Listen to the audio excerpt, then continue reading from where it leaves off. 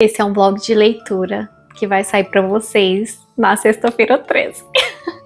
Eu tô muito empolgada, gente. Eu tenho 3 livros que eu quero ler até o dia 13 de fevereiro, que vai ser uma sexta-feira 13. Hoje é dia 3 de fevereiro, então eu tenho 10 dias para concluir esses livros. Na verdade, eu quero concluí-los dia 12 e conversar um pouquinho sobre a minha experiência no dia 13. Ou, no máximo, concluí-los no dia 13 de manhã para editar e postar o vídeo na sexta-feira 13. Eu tenho 2 livros que eu tô lendo no momento, eu já comecei eles com a intenção de lê-los até dia 13, que é Tio Silas, do Joseph Sheridan Lefebvre, e O Monge. Esse livro aqui, gente, do Matthew Lewis, ele está na minha meta de 26 clássicos para 2026. Eu vou falar um pouco sobre ele porque eu tô impressionada com esse livro. Aqui nós temos um monge, que é o Ambrósio, e ele é um homem com 30 anos que os discursos dele movem multidões. E as pessoas ficam impressionadas como ele fala da palavra de Deus e como ele é um homem íntegro e livre dos pecados mundanos, porque a vida inteira ele viveu no monastério, ele nunca saiu desse monastério. E até o momento aqui, esse homem ele também se mostrou já muito nervoso e muito radical, tá? E aí tem um prefácio, tem versos, gente, muitos versos nesse livro. Em 2 capítulos já teve alguns versos, tem advertências. O livro, gente, é de 1796, mas com certeza poderia ser atual, viu? Que dá medo. Basicamente, a gente vai começar acompanhando a história de uma jovem que chegou a essa cidade há pouco tempo, que eu esqueci o nome dela. Mas aqui é uma velha que chega à igreja com essa jovem e elas estão um pouco ali perdidas em meio à multidão, uma multidão que está completamente fascinada para ouvir o sermão do Ambrósio. A Antônia, lembrei o nome dela. E aqui tem um Dom que vai se apaixonar por ela. Dentro dessa catedral tem 2 amigos sentados, que é o Dom Cristóvão e o Lorenzo. Eles percebem ali uma moça muito bonita com uma senhora. A moça bonita é a Antônia, que acabou de chegar a essa cidade, com a senhora que se acha muito linda. E aí, gente, o Lorenzo vai ficar encantado pela Antônia, vai ceder o lugar para ela, elas vão sentar, eles vão puxar papo ali com as duas, porque o Lorenzo tá encantado pela Antônia. Essa multidão dentro da catedral está toda reunida para ouvir a palavra do nosso principal aqui, que é o monge Ambrósio, esse homem, esse ser elevado que tem palavras divinas. Todo mundo ama os sermões dele. Então, basicamente, dele 2 capítulos, tá, gente? O Lorenzo, ele tem uma irmã que tá no monastério, ela tá estudando para ser freira. E o Ambrósio vai cruzar o caminho dessa irmã do Lorenzo, já no capítulo 2, e vai desgraçar a vida dela. Como? Leia para saber. E a Antônia, a princípio, se encantou pelo Lorenzo, mas ela também tem um fascínio pelo Ambrósio, que é esse monge, mas um fascínio no sentido religioso, porque ela é muito religiosa, vem de uma cidade bem do interior. E aí, a princípio, esses 2 arcos da história vão se conectar, já que dentro do monastério o Ambrósio tem um pupilo que tem um segredo que vai ser revelado aqui no capítulo 2, que é esse pupilo, na verdade, uma pupila. E aí é o que eu entendi até agora. Gente, esse livro é muito instigante, tem uma áurea gótica bem impressionante, que eu gostei bastante. Eu acho que eu nunca comentei sobre o Tio Silas, mas ele chegou em janeiro, é do Clube Vitorianos. O autor é o mesmo autor de Carmila, que eu tenho aqui na edição da editora Wish. O que eu li até agora é uma jovem que mora sozinha com seu pai em um casarão. Chega uma preceptora para auxiliar, e essa preceptora, ela tem fins maldosos, tá? E aí, o que eu entendi até agora da história é que essa preceptora foi expulsa porque ela estava maltratando a nossa mocinha aqui, que é a Maud. Eu achei o nome dela bem interessante. Maud é um nome que aparece muito na era vitoriana, inclusive é o nome de uma autora, tá? A Lucy... Não é essa. A autora Jane de Gingraves, ela chama Lucy Maud Montgomery, tá? Então ela tem o segundo nome Maud. E aqui a Maud, ela é uma jovem de 16 anos. No momento que eu tô lendo aqui, tem um mistério em relação ao tio dela, que é irmão de seu pai. Ela já não tem a mãe já morreu há um tempo. E o pai dela nunca se casou, esse tio tá envolvido em um escândalo, suspeito de um crime que aparentemente ele não cometeu. Mas ela nunca viu, nunca conheceu esse tio pessoalmente. Por que eu tô falando do tio? Porque o tio Silas é o que dá o título ao livro, né? E no momento da história que eu parei aqui, gente, mais à frente, vamos ver, capítulo, eu parei no 20. O pai dela faleceu. E aí a preceptora foi demitida e o pai faleceu em seguida. Como que as coisas vão se desenrolar, ainda não sei, mas eu não vou falar muito spoilers das histórias para vocês, tá, gente? Eu acho que eu vou começar com essa premissa e depois falar o que me surpreendeu, o que não, para que vocês se instigam a ler e não percam aí a vontade. E tem um terceiro livro que eu tenho que começar hoje, só que eu tenho dúvida de qual. Ai, Gustavo, você vai ler 3 livros ao mesmo tempo? Eu tô lendo uns 6, 7 ao mesmo tempo. Só que eu vou me concentrar nesses 3 livros nos próximos dias. 13 dias de leitura até a sexta-feira 13. É o tema desse vlog. E eu me coloquei nesse lugar porque eu amo vlogs assim. Eu amo sexta-feira 13. Eu gosto de leituras góticas, clássicos. Então nesse vídeo eu vou ler 3 clássicos. Tio Silas não tá na minha meta de 26 clássicos para 2026, então tô furando a meta, mas o Monge está. E aí eu tô pensando em ler um outro que eu já comecei, que eu acho que entra nessa vibe gótica, mas não é bem um clássico, aí eu não sei. Aí no próximo take eu atualizo vocês. Hoje é dia 3, terça-feira, comecei a ler os livros, tô tentando seguir aqui o cronograma de 2, 3 capítulos. O Monge, gente, é um capítulo por dia, porque são só 12 capítulos. E os capítulos são longos, de mais de 30 páginas. São densos, muita coisa. Não faz muito sentido eu ler mais de um capítulo por dia, senão eu não vou conseguir absorver a história em tão pouco tempo, né? E aí eu vou atualizando vocês desse vlog. Eu quero fazer pelo menos mais uma atualização antes da sexta-feira 13. Um brinde a esse vlog caótico. Porque, gente, eu não consegui gravar nada. Hoje é quinta-feira, eu tenho 10 minutos pra falar e eu acho que não vai dar tempo. Eu queria mostrar pra vocês que eu pedi um brownie do amor. Um brownie de maracujá do amor. Aqui na minha cidade ainda tem uma moça que faz esses bombons do amor, né? Os caramelizados. E eu amo. E agora ela tem vários de maracujá. Tudo isso pra dizer, gente, que eu concluí o Monge, tô com raiva. Foi por isso que eu me dei de presente um brownie do amor. Eu concluí um outro, que foi o Tio Silas, eu concluí ontem, hoje é dia 12, então tinha que concluir essas leituras até dia 13, que é amanhã. Eu vou ter que acordar amanhã de madrugada pra terminar esse vlog, porque senão não vai dar. Mas enfim, gente, eu terminei Tio Silas, tornou-se meu livro favorito do Clube Vitorianos. Ele é o melhor que eu li até agora, do Joseph Sheridan Le Fanu. Muito bom. Eu amei acompanhar a Maud aqui, apesar que ela é inocente em muitos momentos. E o Monge me passou raiva, basicamente. Tem, assim, todo o envolvimento da história, mas o que mais me deixa com raiva é que só as pessoas pobres aqui se lascam. Eu não posso dizer muita coisa. Amanhã eu organizo meus pensamentos, porque agora eu tô em surto psicótico, porque eu acabei de concluir essa leitura.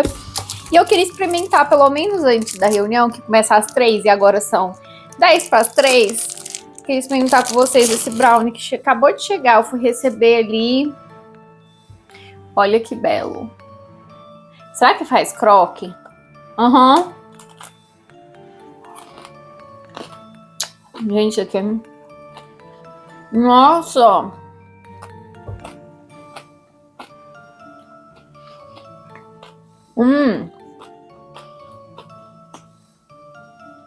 Por dentro é brownie. Normal, de chocolate. Mas a casca de maracujá quebra Nossa!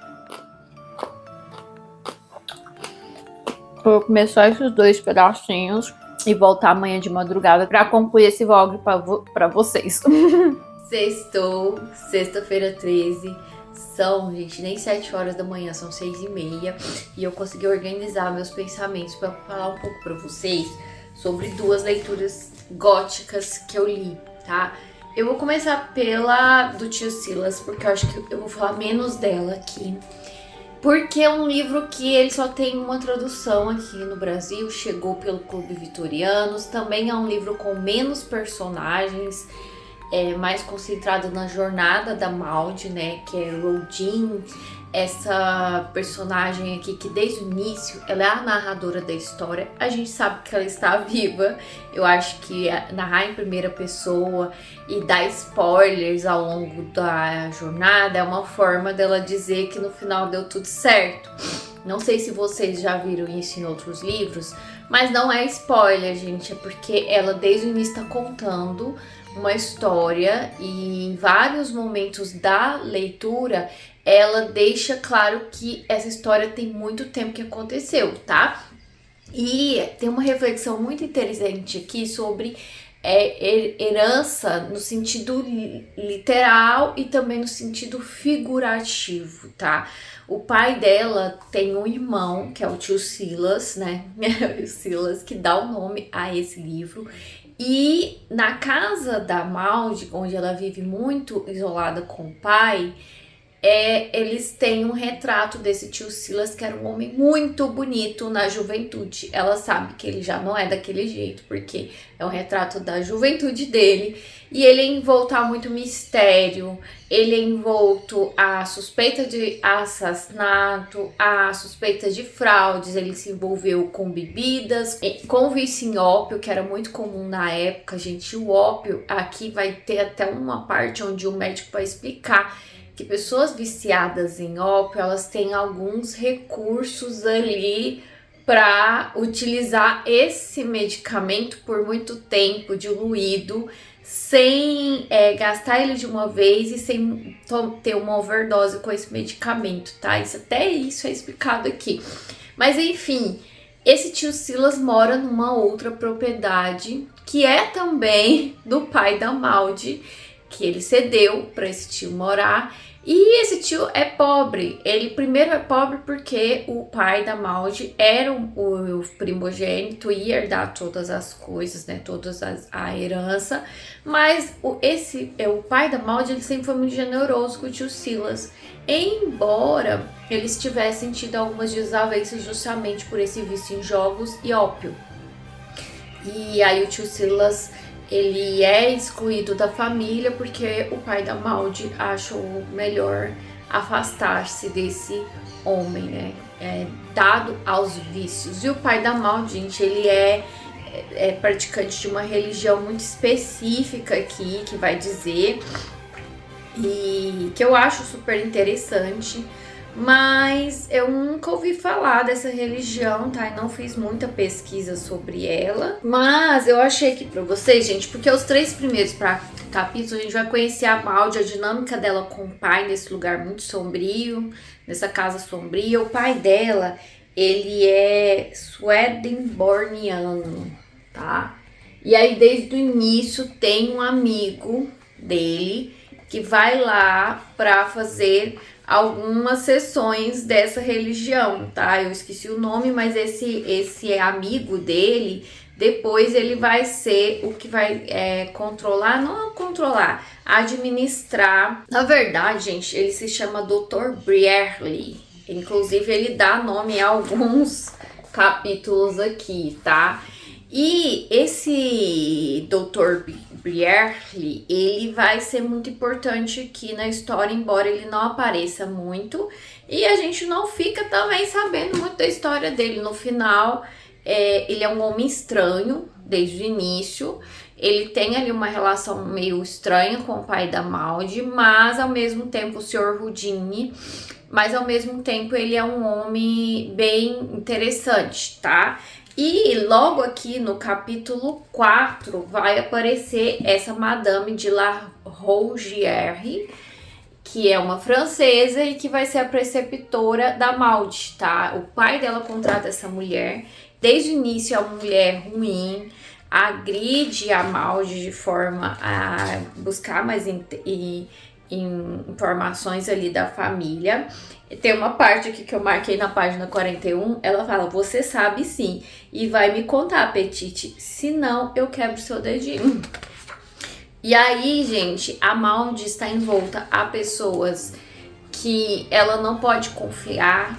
Tem as empregadas de confiança, né, que cuidam dela, mais a Mônica, que é a Monique Knowles, que é a prima Knowles e que vai ser a grande ajudante aqui da Maud, a grande salvação da Maud em muitos momentos.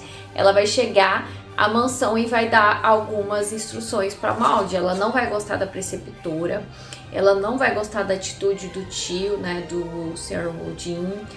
Vai pedir pra Maud ali, quando ela vai embora, porque ela vai brigar com o pai da Maud, pra Maud ser mais atenta, pra não contar as coisas pros empregados, pra evitar fofoca, evitar confrontar essa madame preceptora, mas contar pra ela as coisas em cartas. Então a gente percebe que a Mônica é uma mulher muito observadora, que vai chegar a essa casa para fazer uma visita a Maud, vai perceber que essa menina é uma jovem com 16 anos que se veste de forma muito precária para ao dinheiro que ela tem. Era para ser uma jovem que estivesse atenta às tendências da época, aos vestidos da época, devia estar se preparando para ser apresentada à sociedade, né, para debutar. E aqui não, ela percebe que o pai da Maud não está atentando-se para essa jovem que precisa ser apresentada à sociedade e buscar um marido, que era o que se dava para acontecer aqui na época.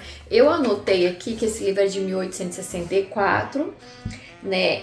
O Le Fanu, gente, ele nasceu ali no Reino Unido e a história, se não me engano, ele é irlandês, na verdade. Ele é irlandês e a história tem esse tom de tudo muito rústico, as casas são antigas, sombrias, segredos de família. Quando o pai da Maud morre, gente, porque ele vai morrer, e ela vai para casa do tio Silas, a coisa se torna ainda mais sombria, porque essa outra casa é decadente, aconteceu um assassinato ali, o pai, o tio dela é suspeito, e as pessoas têm uma vibe muito pesada, sabe? Uma áurea pesada. Esse livro, na segunda parte, que quando ela vai morar com o tio Silas e vai descobrir uma primos, né, na verdade, ela parece muito com o Morro dos Ventos Vivantes. Eu nunca tinha lido um livro parecido, sigo não tendo lido um livro parecido do início ao fim, mas a vibe aqui é bem parecida. Então, se você gostou de O Morro dos Ventos Vivantes, dessa coisa quase de um sonho, de um pesadelo, na verdade, você vai gostar de O Tio Silas, caso você encontre para ler. Se você não encontrar a edição da brasileira, que tem, porque é um clube fechado, gente, você não pode comprar edições avulsas, a não ser que você seja membro do clube. Então você precisa participar do clube, do plano anual, para poder acessar a lojinha e conseguir edições anteriores. Não é um livro.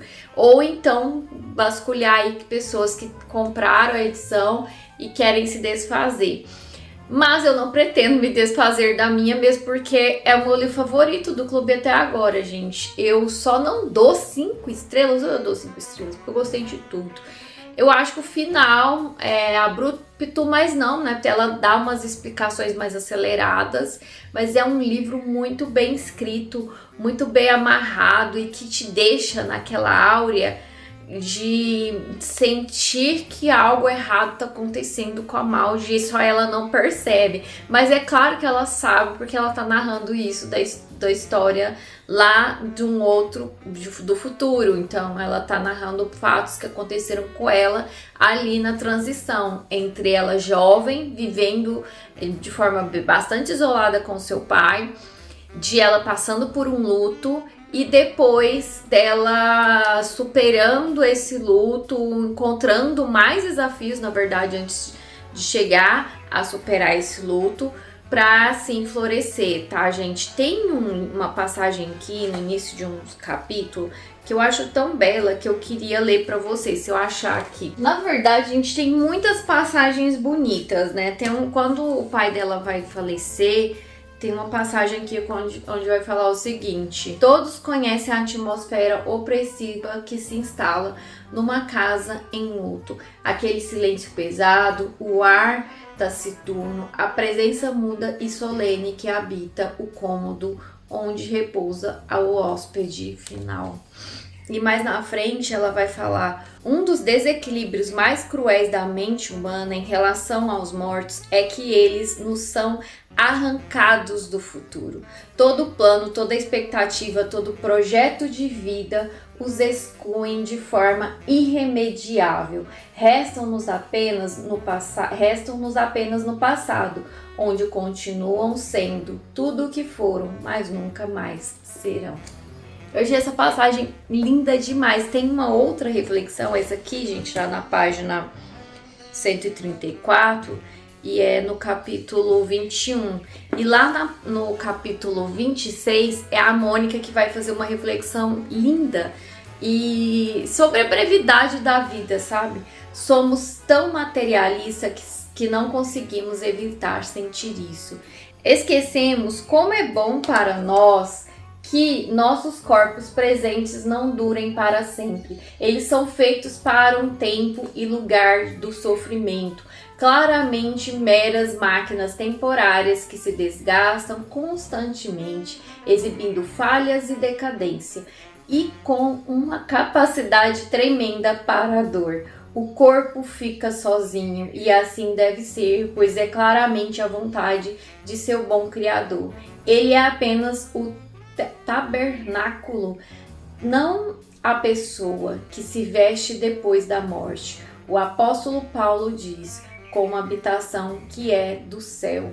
Então, Malde querida, embora o pensamento venha nos afligir de novo várias vezes, não há nada de verdade nele, e o pobre corpo mortal é apenas a fria ruína de uma habitação que eles já abandonaram antes de nós.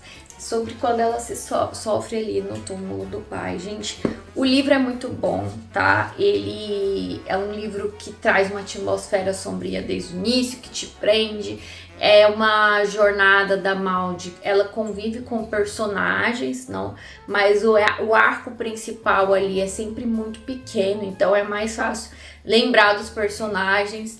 Eu não posso falar mais sobre o que eu acho da casa do tio Silas, do personagem que dá o nome ao livro, porque senão seria spoilers mesmo, porque como eu disse para vocês, ela passa boa parte da primeira metade do livro na casa com o pai e sofrendo nas mãos dessa preceptora, que a princípio pretende alguma coisa em relação à herança da Malde. É uma menina bonita, rica e solteira. Então aqui ao longo do livro ela vai receber alguns galanteios, tá? Eu acho interessante que até o final do livro a gente fica sem saber exatamente o que vai ser o destino da Malde. E eu fiquei surtada para concluir esse livro logo, para saber se tudo ficou bem. Embora toda a narrativa sendo narrada do futuro, a gente sabe que vai ter um final, pelo menos de vida para Malde. Eu acho que eu vou dar 5 estrelas para esse livro, porque sempre que eu penso nele, eu penso com mais carinho. E ele é gostoso, não é perfeito, né? Mas eu sinto que é um livro gótico muito, muito bom, tá? E aí, gente, eu peguei esse que é o Monge, do Matthew G. Levius. Esse autor aqui, ele nasceu, né, no Reino Unido, e ele, gente, vai ambientar a história em Madrid, né, que é a capital da Espanha. Aqui tem uma advertência muito interessante, porque quando eu li essa advertência, eu fiquei assim, meio sem saber o que fazer com isso, tá? A primeira série desse romance foi sugerida pela História de Sam Barziza, editada no jornal de The Guardian, tá? Então quer dizer que pode ter sido um folhetim, ele pode ter publicado parte dessa história antes. A freira sangrenta é uma tradição ainda viva em muitas partes da Alemanha e fui informado de que as ruínas do castelo de Laustein, que ela supostamente assombra, ainda podem ser vistas pela fronteira. E assim, gente, ele vai descrevendo, e a última linha é interessantíssima. Acabo, pois, de confessar abertamente todos os plágios que fiz e dos quais tenho plena consciência, mas não duvido de que muitos mais possam ser encontrados e dos quais não tenho ciência no momento. Ou seja, ele se inspirou, essa história é se inspirada em muitos autores, e eu olhei assim, freira sangrenta. Depois eu descobri, gente, que tem uma lenda do folclore ali da Alemanha, onde um pedacinho da história vai se passar, que fala sobre essa freira sangrenta. E essa aqui é uma história dentro de uma história dentro de uma história.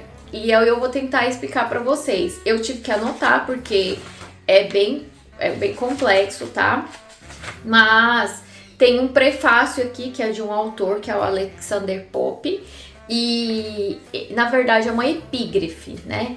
Epígrafe é aquelas citações no início de capítulo que eram muito comuns nessa época aqui. O livro é de 1796. O autor nasceu, gente, em 1775. Quando ele publica esse livro, ele tinha 19 para 20 anos. E é um livro que ele escreveu em 6 semanas. Dá para perceber que o livro precisava de um pouco de refinamento, tá? Da história. Mas é para um autor que na época não teve um editor, que publicou esse livro como livro de estreia e viveu tão pouco, né? Ele morre aos 42 anos, gente, febre amarela, dentro de um navio. Achei muito chocante, porque ele recebe como herança terras na Jamaica. Ele faz essa viagem, vai para Jamaica, confere as terras e na volta ele já vem com a febre amarela, tá? Ele já adquiriu. Ele acabou contraindo febre amarela e morre dentro do navio, que é horrível, né, gente? Eu li um defeito de cor recentemente. E essas viagens de navio antigamente eram muito precárias, mesmo para um homem mais abastado, tá?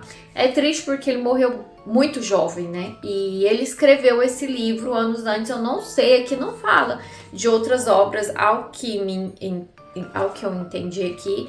Ele aparentemente não escreveu outros romances, talvez tenha escrito alguns contos. Mas eu precisava muito detalhar aqui com vocês as epígrafes, que são essas citações no início de capítulo. Ele cita muito Shakespeare. Shakespeare está sendo citado, aqui é citado em 4 dos 12 capítulos, o que é uma proporção bem grande. E tem um capítulo 8, onde tem uma citação de uma peça de Shakespeare, gente, que é uma peça muito específica, que vai falar sobre estupro.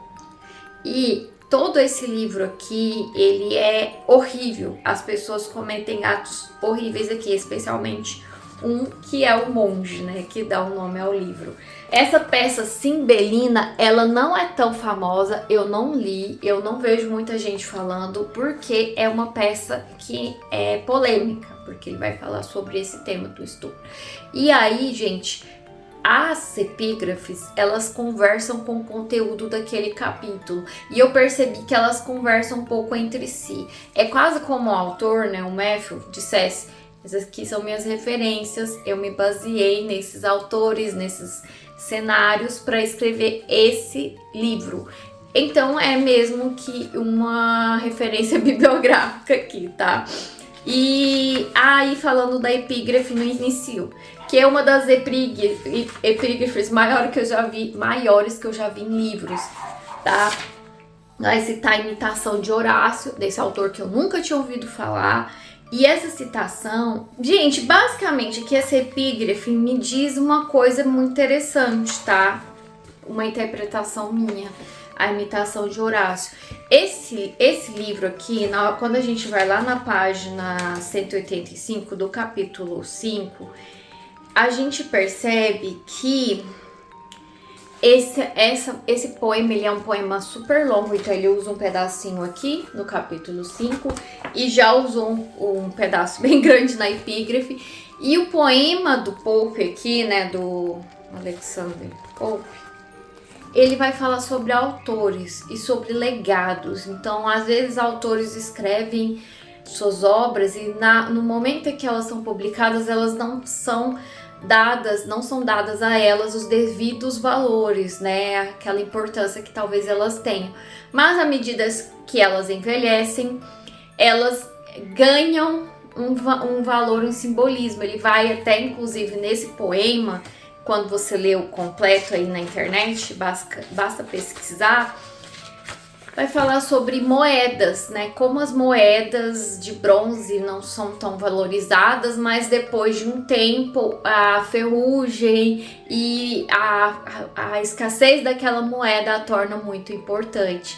E talvez seja isso que o autor queira ditar aqui no livro, que ele escreve um livro aos 19 anos, citando autores muito grandes, como Shakespeare, que é muito citado, na esperança de que esse livro torne-se uma grande obra e que ecoe mesmo após o seu falecimento, a interpretação.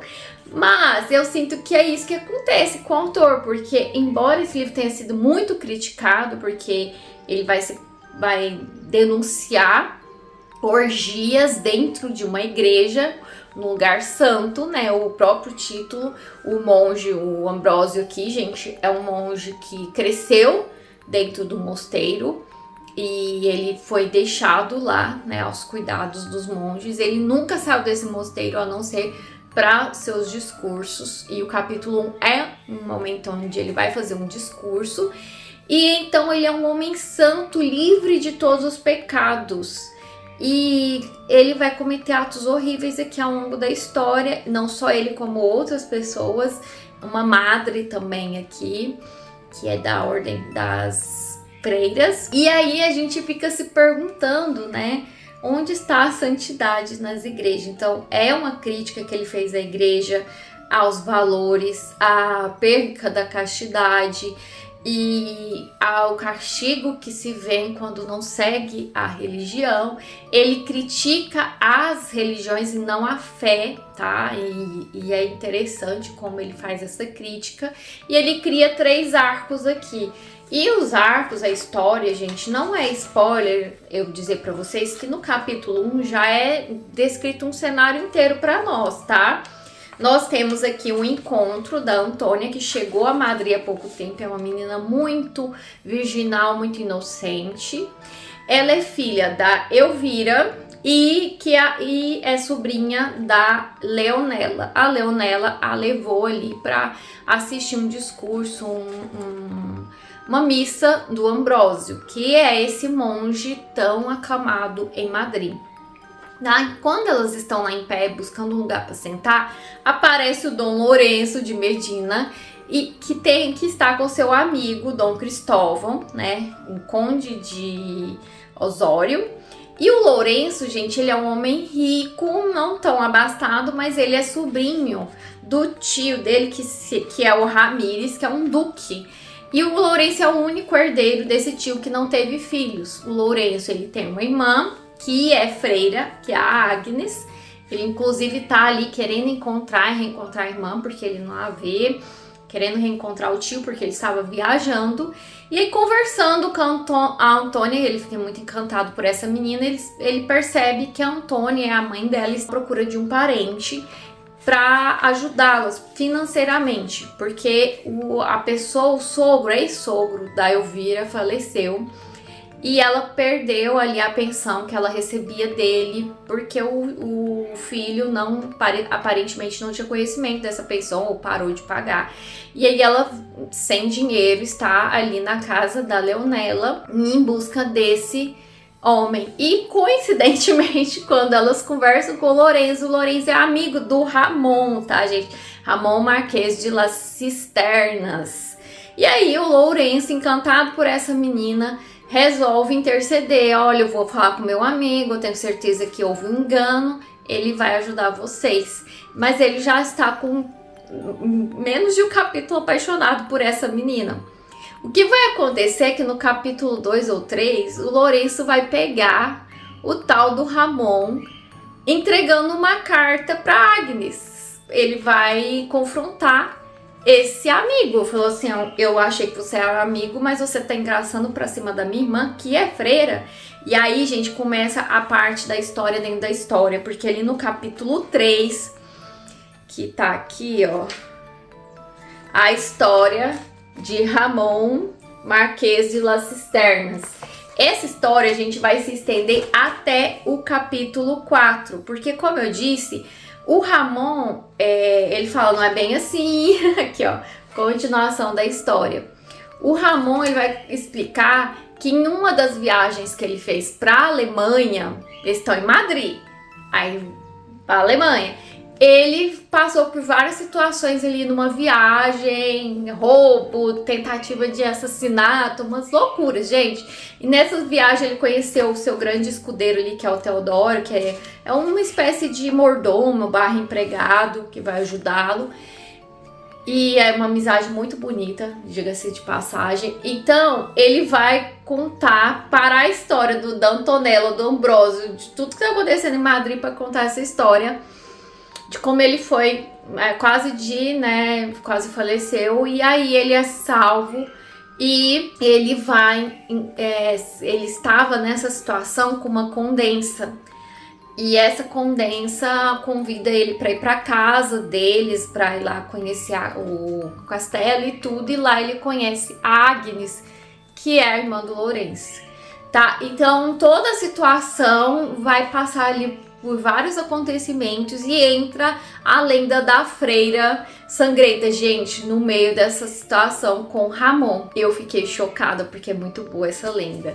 Mas, enfim, esse é o arco principal. O Ambrósio vai intercalando capítulos onde o Ambrósio, por influência de um aprendiz, um monge, que na verdade era uma mulher, ele vai entrar ali em pecado, tá? E esse pecado vai se acumulando, porque à medida que ele satisfaz seus desejos sensuais, ele tem uma sede demais. Embora não descreva as cenas sensuais em detalhes, há sim uma insinuação bem presente, o que é surpreendente para a época, né? Eu não li livros assim com uma descrição tão profunda. Tem essas cenas quentes aqui, que é com a Matilde, né? Que é esse aprendiz aí de monge, esse seguidor do Ambrósio, que era um grande amigo do Ambrósio, mas que na verdade se revelou uma mulher.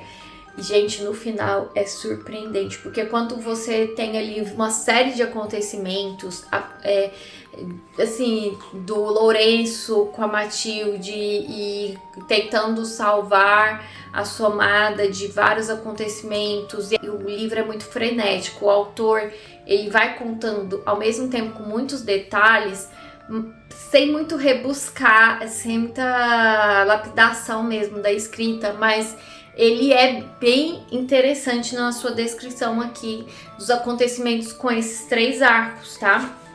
Né, do arco mais pobre, que é o que vai sofrer mais na história, e dos outros arcos, e de como esses arcos vão se juntar no final.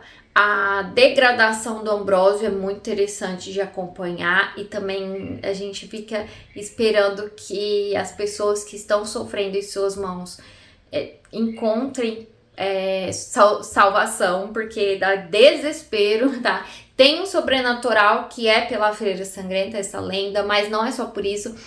Tem a presença do demônio aqui muito pungente, muito mais do que Deus, o demônio está presente. E tem um ponto interessante, tá, gente? Da Ordem das Freiras. Tem uma Santa Úrsula, ela é Santa Úrsula. Não sei se é assim que chamavam as madres, mas é muito interessante como ela vem como uma figura de salvação aqui em muitos momentos. É muito bonito, tá? Não é porque chama Úrsula também, né? Mas eu percebi que há uma áurea muito bonita em relação a essa personagem, e eu também gosto, gente. Eu sempre falei pra vocês que eu gosto muito quando aparece meu nome em livros assim, e ela, como uma personagem bondosa, me cativou, né? Porque eu fiquei bem feliz em encontrar uma Úrsula aqui, e eu percebo que esses romances góticos de mais antigos, eles têm muito isso.